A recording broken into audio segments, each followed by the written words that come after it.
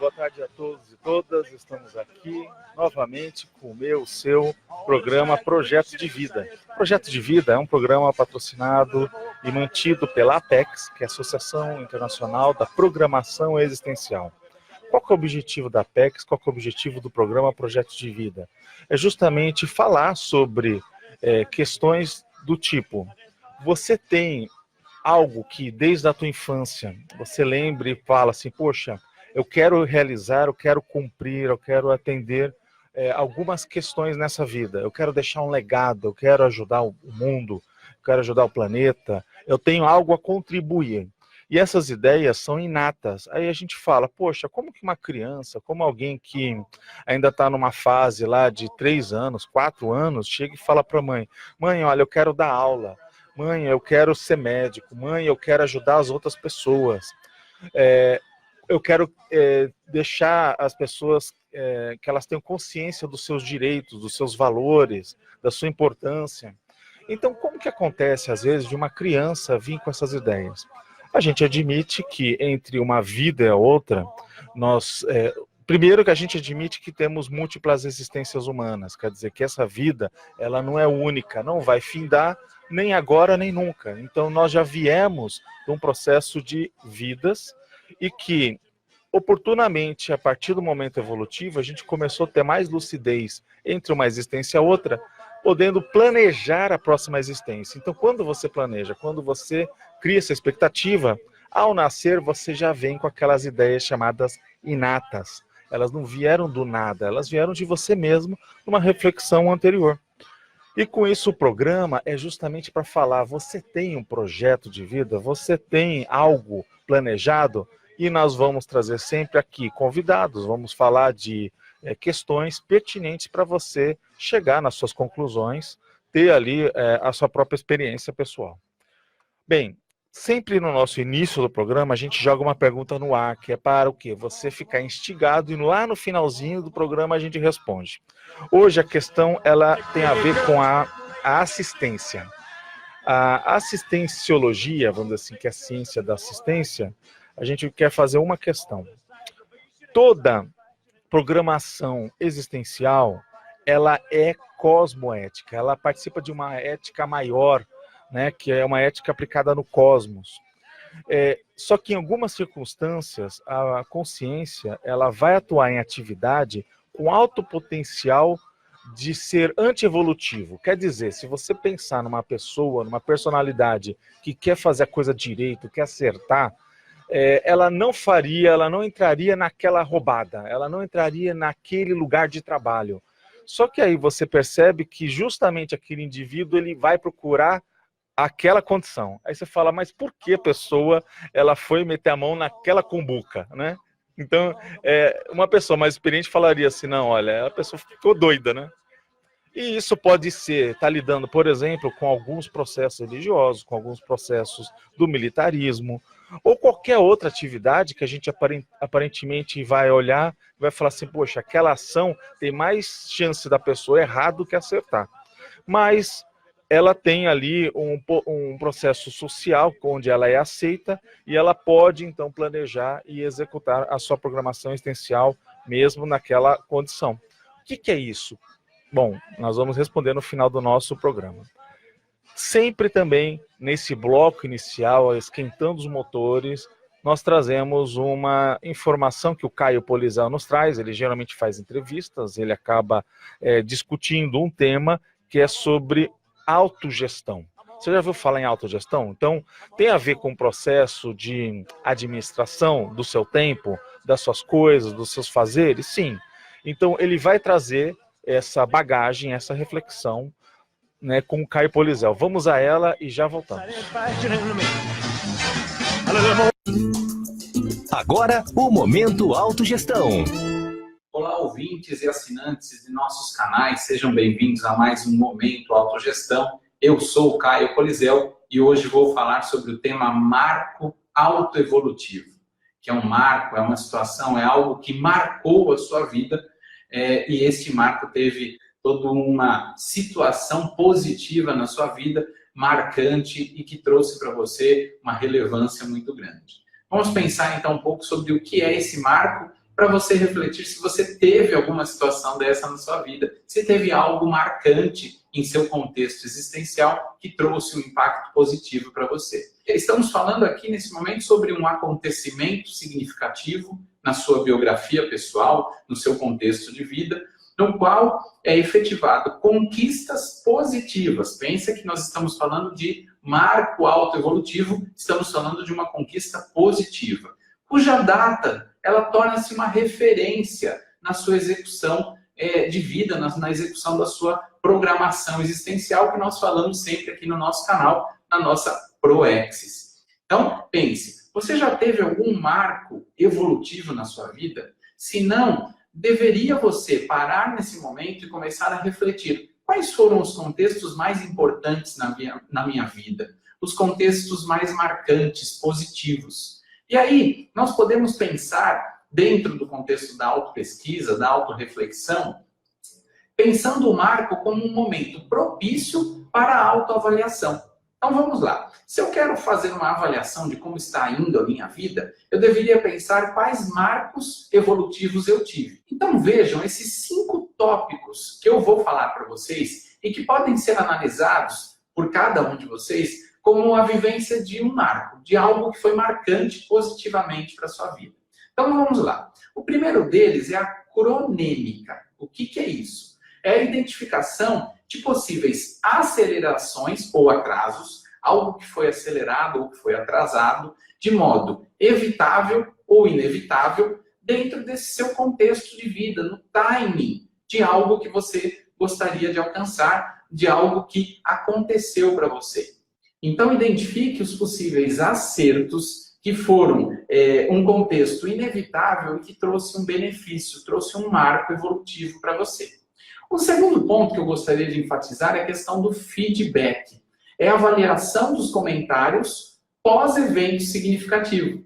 Então, vamos pensar aquilo que foi trazido por alguém e que trouxe um benefício após algo que foi muito positivo, que ocorreu contigo, e que você pode pensar como um alcance significativo, uma realidade significativa para a sua vida. Então, pense, quais feedbacks você recebeu após algo que você considera como um marco, como algo que for muito marcante para a sua vida. Um outro ponto que é importante, depois de você pensar sobre essa questão da cronêmica e dos feedbacks, é a questão dos registros. Quando você se dedica à anotação de uma vivência marcante, se em algum contexto da sua vida você parou para refletir e acabou até registrando essa situação, isso pode ter sido um marco na sua vida. Isso pode ter lhe promovido uma reflexão, um processo evolutivo que você nunca tinha parado para pensar e você naquele momento parou, registrou, conversou com outras pessoas, você quis deixar aquilo bem enfatizado. Este pode ter sido um marco e vale você refletir sobre isso. O marco também tem uma relação sobre o simbolismo. É quando nós verificamos a existência de algum elemento simbólico que nós podemos associar a algo que foi impactante, que nos trouxe a uma realidade que até então não havíamos refletido. Então, algo que tem um simbolismo, que foi simbólico, ele muitas vezes pode ser enfatizado como um marco evolutivo na sua vida. E um item que eu gostaria de fechar aqui são as sincronicidades. Muitas pessoas não param para pensar sobre esse tema de sincronicidade, muitos acabam atrelando com outras realidades, mas pensam em uma palavra que é muito comum no contexto, que é a coincidência. Isso teve uma coincidência. Mas será que isso é uma coincidência ou é uma sincronicidade? Quando existem aparentes coincidências de datas, de fatos, de contextos, e que se você analisar de fato, não é uma coincidência. É de fato uma sincronicidade, é um conjunto sincrônico de eventos que podem ter ocorrido. Todos esses pontos, eles facilitam quando nós paramos para pensar na autogestão. Porque se teve algo marcante e é um dado importante para a nossa realidade, é fundamental que tenhamos uma reflexão e que paremos para entender um pouco mais no nosso âmbito da autopesquisa. Eu espero você na próxima semana em mais um Momento Autogestão. Até mais. Tchau, tchau. Você ouviu Momento Autogestão. Come on, come on. Come on, come on. Ok, estamos aqui. Vamos para um rápido intervalo comercial e aguente firme, nós já voltamos. Come on, come on. Voltamos, aqui estamos, eu, você, nós todos na RCI, Rede Comunicadora Iguaçu 1320 AM, sempre com vocês entre as 13 e as 14 horas, todos os sábados, procurando trazer essas ideias relativas de ponta sobre projeto de vida, programação existencial. Hoje estamos aqui com um convidado, Marcelo Silva. Tudo bem, Marcelo? Tudo jóia. Obrigado pelo convite. Uma grande satisfação estar aqui. O Marcelo aqui é das antigas. Muita gente aqui na Consulologia já conheço o Marcelo também há bastante tempo. É muito bacana tê-lo aqui, Marcelo. Eu que agradeço a oportunidade, André. Ele trouxe aqui um tema que é adversidades e ProEx, que é programação existencial, né? O que é o projeto de vida. Quais são as diversidades? Esse vai ser o tema. Quem que é o professor Marcelo? O professor Marcelo, ele é graduado em Ciências Econômicas, pós-graduado em Educação, Métodos e Técnicas de Ensino, mestre em Administração, UFPR, doutorando em Sociedade, Cultura e Fronteira pela UniOeste, aqui em Foz do Iguaçu, brasileiro, voluntário da Associação Internacional de Paradireitologia, que é a Juriscons, é uma das instituições, né, que pertence à Conscienciologia, e também a Associação Internacional de Pesquisa Laboratorial em Ectoplasmia e Paracirurgia Ectolab. Ele é coautor da antologia Gestações Conscienciais, volume 2, e também do livro TENEPS, Assistência Interdimensional Lúcida.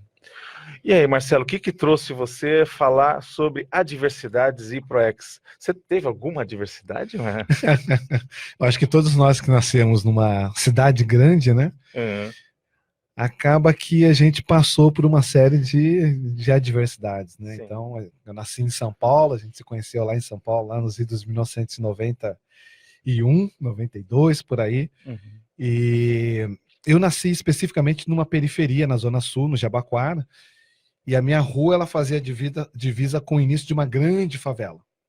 Então, acho que o fato de nascer ali me possibilitou enfrentar certas adversidades e fazer escolhas que não me tornasse uma estatística social, sabe? Em que sentido? Eu vi os meus colegas de jogar bola, de empinar pipa, de jogar peão, de jogar taco, como nós chamávamos, né? Aqui chamam de betes. A gente brincava e vem aquela pré-adolescência, aí você vê as pessoas caminhando para uma marginalidade, alguns foram para a drogadição, outros foram para a marginalidade maior mesmo, assalto de banco, enfim.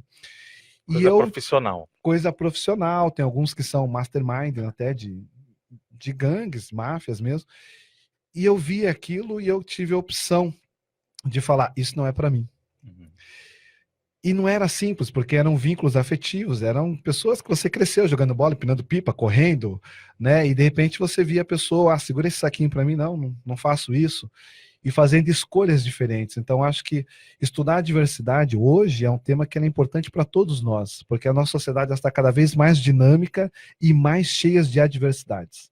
Né? Diferente dos nossos desafios daquela época, hoje as adversidades são, às vezes, até mais complexas, né? A superficialidade, o desvio, a perda de tempo com a internet, uma série de coisas que tornam a vida mais desafiante para o jovem, principalmente, que é onde talvez ele tenha a possibilidade de começar a fazer a programação de vida dele mais correta desde o início, né? Desviando menos o possível. Agora, você é o filho mais velho de casa? Eu não, eu tenho um irmão mais velho, e eu sou o do meio, e tem a minha irmã, que ela é mais nova, isso por parte de mãe. Aí depois, por parte de pai, eu tenho vários irmãos. Então tem meninas, tem meninos, mas assim, eu acho que não tem nenhum mais velho do que a gente. Agora, eu e o Leandro somos mais velhos. O que eu pergunto isso você acabou sendo exemplo para os demais devido a essas posturas que você acabou tendo desde lá da infância? Como que foi isso? Eu acho que de certa forma isso impactou, né?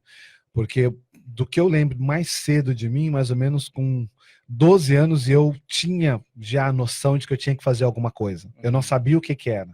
Com 14 eu soube o que era. Eu tive uma experiência, que eu tive uma expansão de consciência, eu estava ouvindo uma rádio, então para mim até estar na rádio falando sobre esse tema é muito interessante e valoroso, né? Porque eu estava ouvindo uma rádio que falava sobre assuntos de multidimensionalidade e de repente eu me senti alheio ao ambiente. Eu estava na cozinha, parado, próximo à geladeira, ouvindo... Foi o Luiz Gaspareto que estava falando. De repente eu me senti alheio àquele ambiente e eu me vi perante uma multidão, eu já adulto, e eu dando palestra, eu falando com aquela multidão, com uma segurança, com desenvoltura. E quando eu voltei, me veio muito forte. Você veio a essa vida para fazer assistência. O meu irmão estava passando ao meu lado, me viu olhando assim para o vazio, porque eu, nessa expansão de consciência, hoje eu chamo de expansão de consciência, ele me viu olhando para o vazio. Aí ele parou para mim e eu falei assim, eu já sei o que eu vim fazer nessa vida. Ele olhou para mim com uma cara de estranho, tipo, o que esse moleque está falando? Eu falei, eu vim para fazer assistência, eu sei muito mais que esse cara. 6 pessoas dentro desse único ambiente pequenininho. E a pessoa que fuma lá dentro. Então eu achava aquilo um contrassenso total. E eu fazia os meus protestos, eu saía e ficava lá fora com manta quando era frio, com cobertor. Eita, menino, não, eu não fumo. E de fato veio a ter uma lei que hoje fumar é demodê, né? Então a maneira com que a gente olha as adversidades talvez faça diferença nos resultados individuais e depois grupais. Primeiro individuais, porque você dá o exemplo, e depois o grupal, porque aquilo acaba gerando um efeito, né? Agora, Marcelo, você vê que essa condição, você planejou isso? Você acha que, tipo, a gente imagina que provavelmente, devido a uma programação existencial, a resposta seja sim, né? Mas aí tem 2 tipos de um planejamento, que às vezes aquela condição de que você busca para si mesmo, para meio que, olha, eu preciso mesmo aqui receber umas pancadas fortes logo na infância, que eu quero crescer mais rápido, ou então você tinha que fazer um resgate naquele grupo mesmo, era uma economia de males, assim. Como que você vê esse processo? Hoje você tem lucidez desse contexto? Tenho. Hoje eu consigo ter uma lucidez bem razoável sobre isso. Então foi bem pensado, bem planejado, por isso que muito cedo, com 6 anos, eu já tinha um monte de experiências fora do corpo. Aquilo até me gerou problema e um período ficou bloqueado, porque eu confundi o que era essa dimensão, o que era. Se eu voltei de lá, que era super vivo, então, e era um sonho, porque eu achava que era um sonho, mas era muito vivo, então aqui também eu vou acordar daqui. E eu tive várias aulas extrafísicas durante um período da minha vida, que eles me davam aula e sempre mostravam um adulto, e me passando valores. Olha que é uma pessoa ter poder e ela ser arrogante. Olha que é uma pessoa ter poder e ela menosprezar os outros. E eles me davam muitas aulas extrafisicamente e isso me ajudava a saber me guiar dentro daquele período. Então, hoje eu observo que tudo foi muito bem pensado, muito planejado e por isso até que eu resgatei essa lucidez mais cedo e pude ter condutas diferentes perante o próprio grupo. Porque é muito comum quando as pessoas estão diante de adversidades, elas se sentirem vítimas da situação. Não que eu não tenha passado por isso, mas eu logo me recompunha e eu pensava, eu lembro que vinha uma frase na minha cabeça assim, tá, o que tem que fazer? O que tem que fazer para resolver isso? O que tem que fazer? E eu não conhecia a Conscienciologia, porque nem tinha estruturado. Ou seja, não adianta ficar aqui chorando, ficar numa depressão, falar assim, não, tem que levantar a cabeça, eu tenho que resolver isso. Ver por onde que começa a consertar. Então esse o que tem que fazer, o que tem que fazer, sempre fazia eu ter uma reação positiva. Hoje, como eu estudo para direito, eu diria assim, perante ações anticosmoéticas, nós precisamos ter reações cosmoéticas. Sim. E isso vinha meio que um pouco embutido na minha ação. Então hoje eu vejo que o grupo que eu nasci, ele tem muito a ver com a minha programação de vida, com o meu próprio doutorado, com o tema que eu estudo na Conscienciologia. Eu estudo muito imbricado, como se fosse um grande quebra-cabeça e que não foi por um acaso, né? Foi muito pensado. Agora você vê, né, Marcelo, boa parte das pessoas que são intermissivistas, tal, que tiveram esse contato, desse planejamento maior da sua próxima vida, vieram aqui nascer no Brasil, ou seja, num ambiente que é hostil, né? Se a gente for pegar, tem lugares no planeta que são mais confortáveis, Sim. Uma sociedade mais justa, que não que a gente encontre perfeição no planeta, porque quando a gente começa a conhecer o planeta nosso e até ter acesso às coisas do internacional, a gente vê que o mundo não está tão bonito quanto a gente pensa. A gente acha assim, não, o Brasil é uma droga e o que tem lá fora é maravilhoso, né? E a gente vê que não é bem assim, né? Que às vezes tem muitas coisas que são veladas, assim, tem um ceticismo, ou seja, as pessoas não caem na real, né? Vivem muita fantasia. Como que você vê, no caso, se uma pessoa que fez um curso intermissivo, um intermissivista, ele está lá fora, ele nasceu não no Brasil, mas tem, por exemplo, uma família com melhores condições. Como que você vê, no teu caso, se você tivesse numa família dessa? Né? Você já pensou, tipo assim, imagina que os amparadores me dessem assim um prêmio. Marcelo, agora você pode escolher o que você quiser, você pode ter ali uma condição em que você não vai pensar em pé de meia, porque você já vai ter uma boa condição social lá na infância.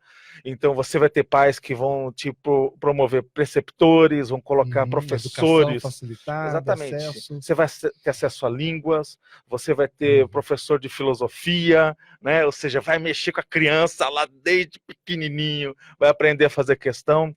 E aí, você toparia essa, mas não responda agora. Vamos para o rápido intervalo, já voltamos. Come on, come on. Come on, come on. Estamos aqui de novo com você, na minha, na sua RCI. São 13 horas e 32 minutos. Meu nome é André Chataloff e estamos aqui com o nosso entrevistado, o Marcelo Silva, que foi questionado no momento anterior de se ele deixasse os amparadores, né, essas consciências que supervisionam essas novas ressomas, ou seja, novas vidas humanas, ele fala assim: Marcelo, você tem duas grandes oportunidades. Você pode escolher essa tua mãe para morar na periferia de São Paulo, na Zona Sul, um lugar assim que quem conhece sabe que o ambiente, o extrafísico, as dificuldades até de você ter como estudar. Ele falou do ambiente que ele tinha em casa, né? Imagina, ele estava fazendo faculdade quando eu conheci, estava fazendo ali ciências econômicas, pensa, o contrafluxo de todos os amigos, os colegas, ele não tinha um motivador, né? Falar assim, olha, vai lá, Marcelo, isso é legal. Não, fala assim, para que você está fazendo isso? Então, quer dizer, você trocaria essa condição, né, que cheio de dificuldades e que você tinha que buscar muito com a sua motivação, e uma outra que fosse talvez mais confortável, mas que te permitisse você trabalhar com outros valores, com mais preceptores. E aí, como que você acha dessas condições? Eu penso que todas as condições, elas são desafios, né, evolutivos para a gente.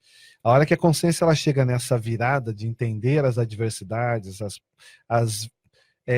os possíveis infortúnios, as infelicidades, os pequenos acidentes que ocorrem ao longo do caminho, às vezes até continuadamente, que as pessoas chamam de adversidade, como desafios, ela começa a olhar para as adversidades como professoras.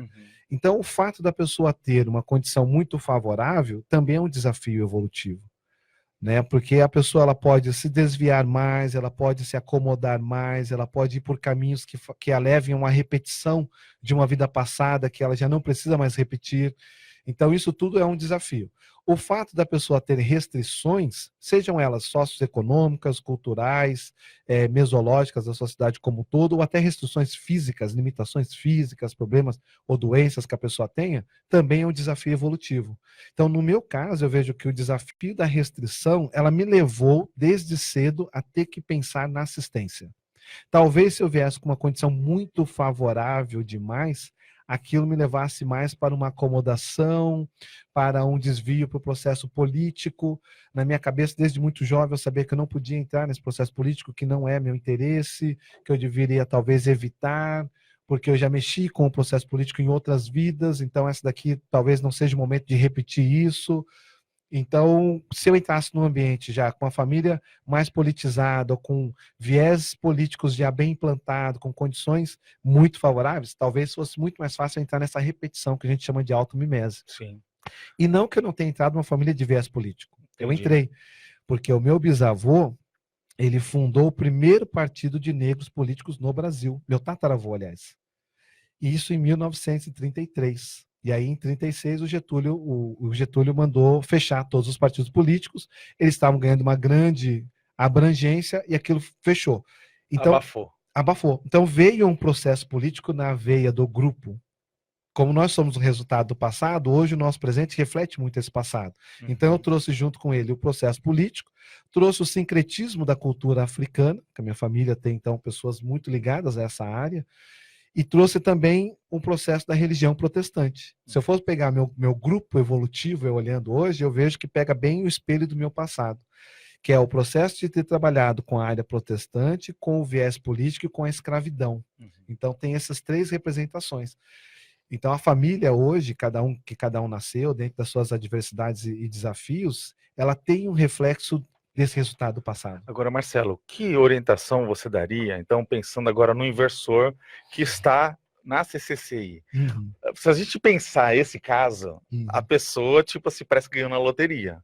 Por quê? Vamos pensar, ele tem condições que tem pais, tem um ambiente, coleguinhas, né, desde lá da infância, que vão pensar em energia, vão pensar em assistência, ele vai escutar isso desde criança. E aí você vê que são aportes, né? São benefícios que elas estão tendo.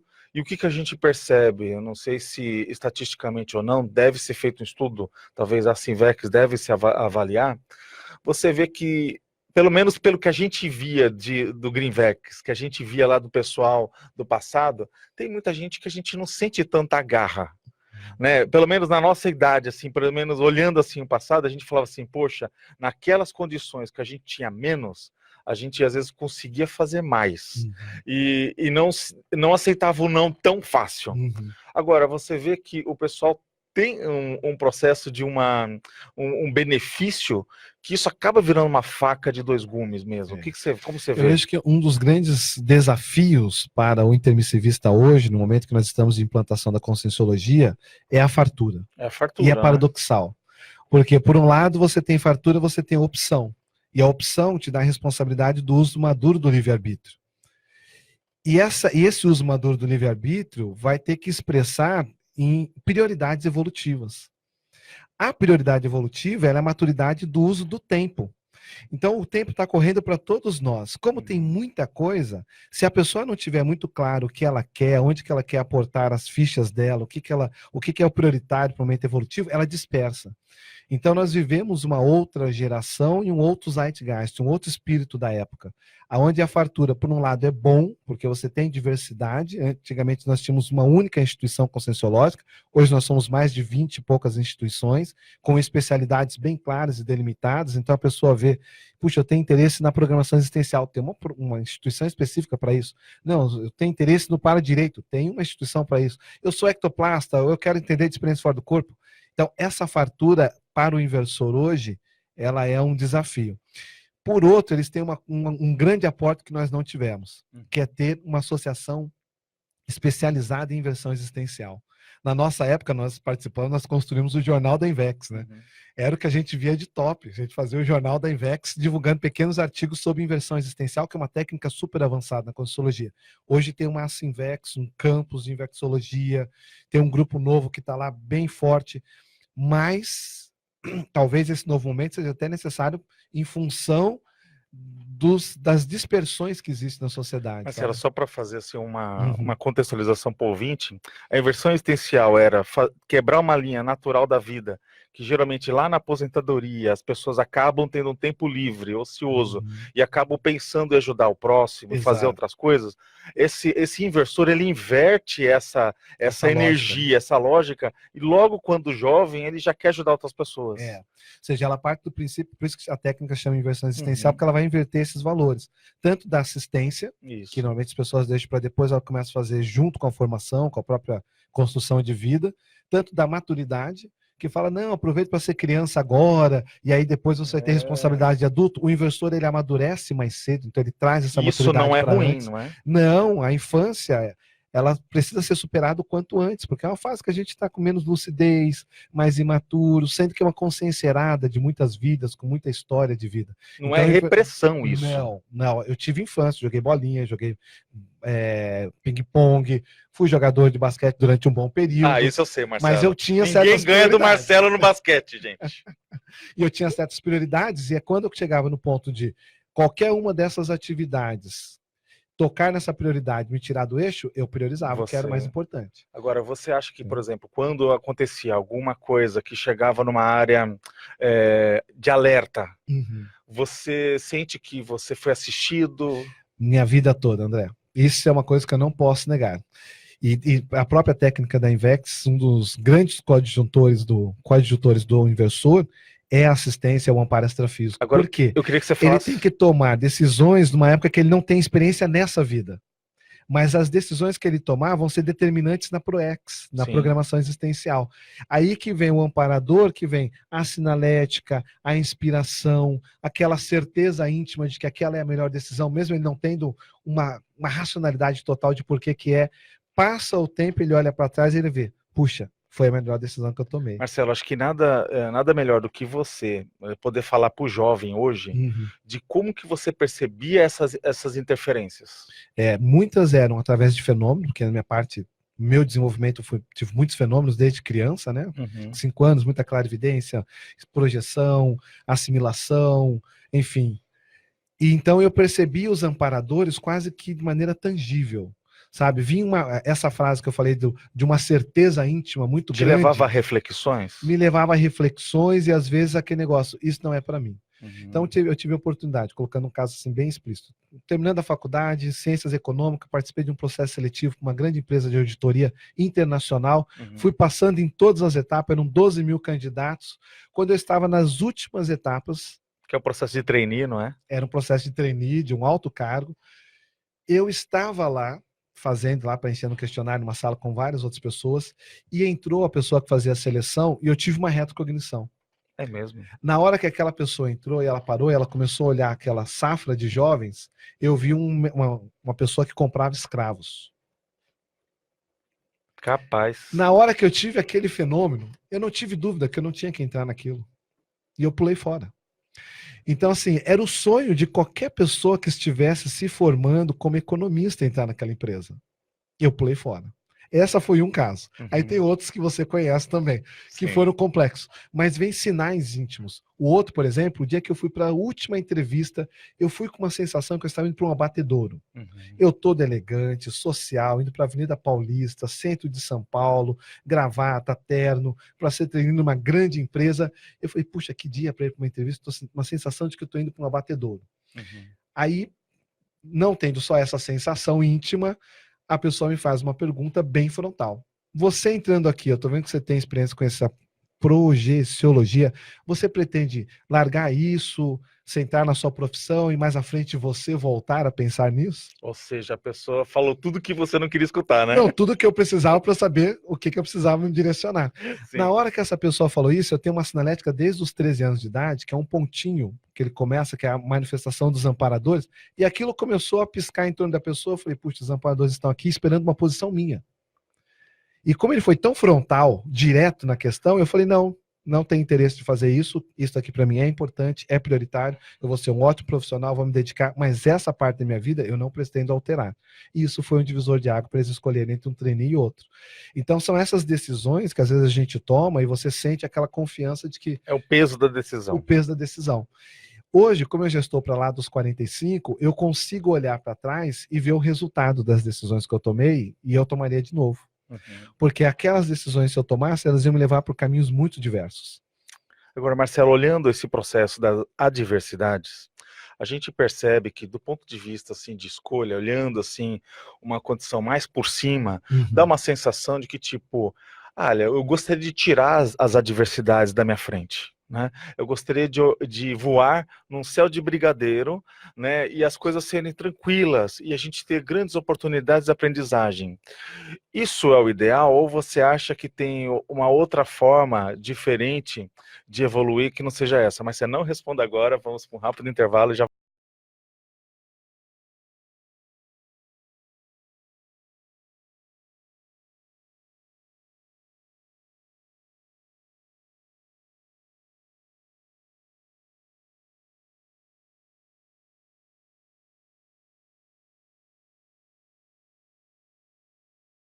Você está ligado aí na nossa conversa? Ficou interessado que o Marcelo Silva vai falar? Porque, olha só, o assunto hoje está quente aqui, hein? Presta atenção. Às vezes é do seu interesse, ou do interesse de quem está assistindo. Marcelo, então como que você vê? A gente jogou aquela questão no ar. Será que uma vida com o céu de brigadeiro, uma condição, né, de que a gente tenha as coisas... com mais apoio, com mais preceptores, né? Vamos pegar até o caso desses inversores de hoje, ou filhos, né? Os seus próprios sobrinhos, né? As sobrinhas. Você chegar e falar assim, poxa, eles já estão vivendo uma situação em que, se eles estiverem propícios àquilo, sem forçar a barra, sem indução, eles vão ter uma condição menos adversa, né? Como que você vê? É possível uma existência com menos adversidade? Eu vejo que a adversidade, ela passa a ser superada mais rapidamente quando a consciência melhora o nível de cosmoética dela. Uhum. Então, seja a condição que ela vier, o momento que ela estiver, a cosmoética ela vai ser a grande blindagem que a gente está aprendendo a trabalhar nessa vida, né? Uhum. E se a pessoa já vem numa condição mais favorável, isso traz para ela mais responsabilidade, porque ela está tendo mais aporte de vida, mais possibilidades de acertar, então ela se torna mais responsável pela condição que ela está recebendo. Por outro lado, quem veio com dificuldades, ou com mais restrições, ou com outros desafios, porque também não vamos pegar e falar que a vida só foi adversidade, né? Eu tive muito aportes familiares, de convívio, exemplos de assistência. Então eu já tinha naquela época pessoas na minha família que já trabalhavam com assistência há 16 anos de maneira continuada. Então era um exemplo de um continuismo assistencial, da pessoa dentro do que ela elegeu, do que ela conseguia, do que ela entendia que era melhor. Era minha tia. Ela era sensitiva, ela já trabalhava com o processo mediúnico dela durante 16 anos, e ela agora está com 80 e poucos anos, e até muito recentemente ela continuava o trabalho dela de assistência de maneira continuada. Então isso é um valor. Ou seja, pensando no melhor para os outros. Melhor para os outros. Da forma dela. Saindo do próprio umbigo e diante dos próprios desafios de vida dela, que não eram simples, ela tirava um momento e pensava nos outros, em fazer assistência, em doar energia, em ajudar as pessoas de alguma forma. Então são aportes. Outro exemplo que eu tive foi a minha bisavó, que foi uma grande amparadora da minha vida, sabe? E que aparentemente você viu uma pessoa que tinha medo de parapsiquismo, era muito religiosa até, sabe? Mas era uma pessoa muito bondosa. Ela viu uma pessoa passando com fome do lado da rua, ela falava, vem cá, senta aqui no meu jardim. Ela lá fazia um prato de comida e dava para a pessoa. Eu vi ela fazer isso várias vezes. É uma atitude benévola. E não era uma atitude de uma pessoa que estava com fartura. Era uma atitude de uma pessoa que estava dividindo o que ela tinha com as outras pessoas, sabe? Então, esses exemplos, eles vão também forjando valores pessoais. A minha mãe, com o determinismo dela, diante de todos os desafios de vida, ela sempre foi uma pessoa muito determinada. Então, eu vejo, no meio dessas adversidades, os exemplos de trafores que vinham embutidos nessa ProEx com os familiares que estavam junto. Vinham os trafares, aquilo que era para me vacinar, então eu sabia que eu não podia beber, fiz uma opção muito cedo de não beber. Eu não bebo, não coloco bebida alcoólica na minha boca desde os 18 anos. Uhum. Quando eu tomei a decisão, eu falei, não, eu não posso beber. Eu tenho um pai que foi adicto e eu não posso entrar nisso. E aí eu tomei essa decisão. E aí vem toda aquela pressão dos amigos nessa fase. Ah, você é bobo, vamos beber, não sei o quê. Eu, não bebo, até que para aquele assédio e você mantém o seu valor. Então a vida ela vem com os exemplos. A gente precisa saber ler esses exemplos. Quem nasce hoje dentro da Conscienciologia, da CCCI, ela vai ter uma safra maior de exemplos. E se ela souber ler, ela pode tirar muito partido disso e catalisar a própria evolução. Agora vamos pensar, né, Marcelo? O planeta nosso, ele está passando por uma fase de transição, de deixar de ser um planeta hospital para virar um planeta escola. Né? A gente sabe que um planeta hospital, você está cuidando muito dos doentes e tem aquela condição muito de adversidade, né? Que é a patologia em si, que a pessoa ela fica presa nos seus próprios traços, fardos, aqueles traços que ela não tem desenvolvido ainda. E na lei de causa e efeito. E é na lei de causa e efeito. Agora, quando ela quando o grupo inteiro começa a acertar o passo, a gente vai ter um planeta, a gente vai ter uma sociedade mais justa, mais coerente, que vai ajudar as pessoas a entrar num acerto de passo. As pessoas vão ter uma diretriz, vamos dizer assim, mais assertiva. E ampliação dos acertos, exatamente, né? E não correção dos erros. Exatamente. Aí você vê que, independente disso, isso também não é bom? Dessa condição da diversidade aqui, dá uma sensação que, então eu torço para a diversidade, eu só estou colocando para a gente visualizar, né? Que não, que de repente a coisa melhorando, também eu vou ter vantagem nisso. Com certeza. Então nós vamos ter mais exemplos positivos, mais valores e princípios evolutivos, e isso vai gerar uma catálise. Né? E como o passo é sempre um sendo exemplo do outro, um professor do outro na evolução, Aquele que andou mais rápido e conseguiu se ajustar mais com a cosmoética, com a própria programação, usar mais os traços fortes do que priorizar a condição de auto-vitimização, de infelicidade, pensar mais no positivo, ser o cético otimista cosmoético, fazer mais acontecer do que esperar que aconteça. Ele é um exemplo para o outro e possivelmente ele está vendo gente que está mais à frente como exemplo para ele. Então há uma cadeia evolutiva que a tendência vai ser a gente sair hoje da lei da assistência, que é o menos doente assiste ao mais doente, e a gente começar a ter uma lei mais virtuosa no crescimento, sabe? De você ter grupos evolutivos que estão imantados e juntos pela cosmoética, e não pela interprisão ou pela recomposição. É um processo mais de ganha-ganha. De ganha-ganha. Porque muitos ainda estão ou na interprisão, pelo mal feito que continua junto achando que está certo, não corrige.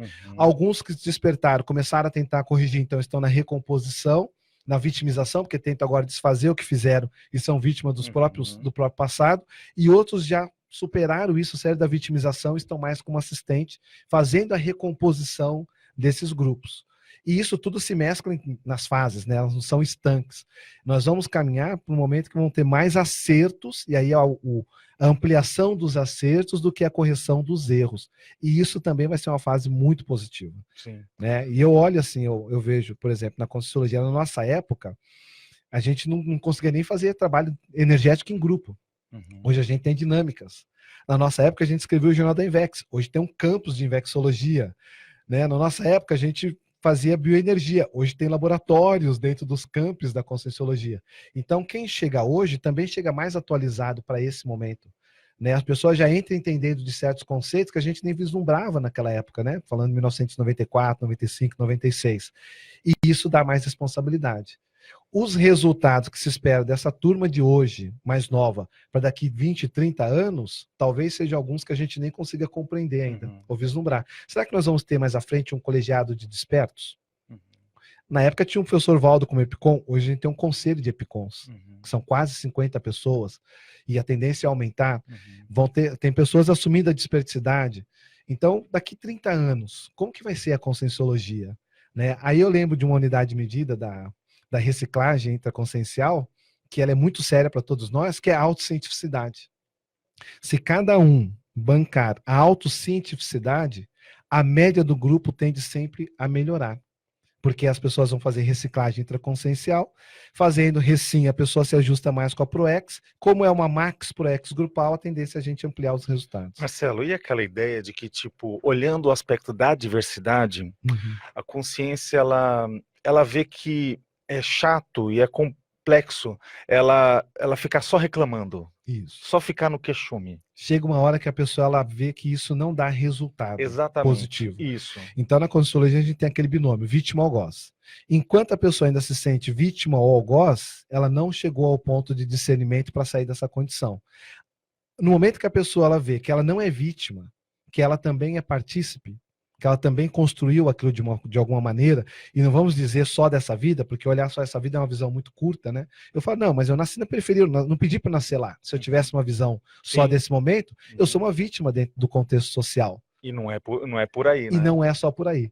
Porque aquela condição que para mim poderia ser uma pá de terra, virou uma alavanca. Entendi. Entende? Mas isso exige da consciência algum nível de lucidez para ela começar a ter uma ótica diferente, que é o que nós chamamos de inteligência evolutiva.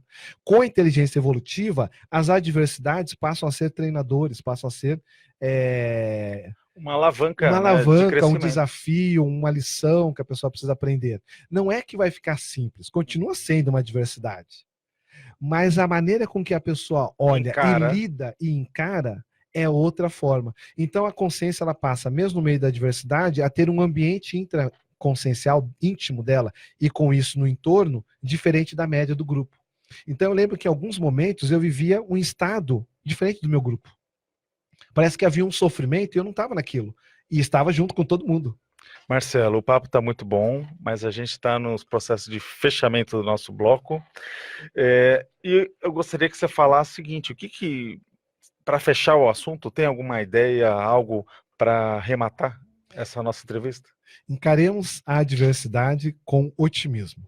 A adversidade ensina, a adversidade pode ser um fator de crescimento, a adversidade pode ser um fator de correção pessoal, né? Na adversidade, a pessoa ela pode se corrigir, ela pode aprender a fazer assistência, ela pode virar um exemplo, seja para ela mesma, um auto-exemplo, seja para quem convive com ela, ou ela pode até virar um exemplo maior para fazer um trabalho socialmente de impacto mais abrangente.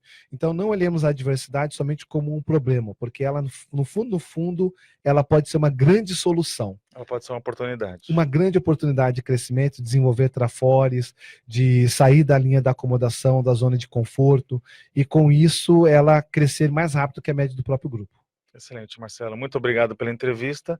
E a gente conta que no futuro próximo você volte aqui para a gente aprofundar outros temas. Com certeza. Obrigado pela oportunidade e até a próxima. Tá bom, obrigado.